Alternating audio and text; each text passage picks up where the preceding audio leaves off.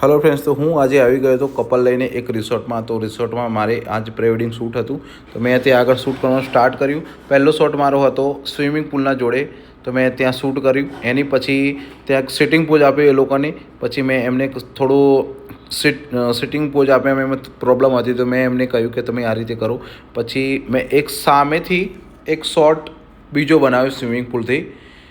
પછી મેં ત્યાં આગળનું પાણીવાળું શૂટ ત્યાંનું ખતમ કર્યું। એના પછી બીજું શૂટ કર્યું ત્યાં આગળ એક ઉપરથી અલગ રીતે લોકેશન દેખાતું હતું, ત્યાં એક આઉટડોર લોકેશનમાં ગયો। આઉટડોર લોકેશનમાં ગયા પછી ત્યાં શૂટ કર્યું। એની પછી એક હિંચકાવાળું લોકેશન હતું, ત્યાં શૂટ કર્યું મેં।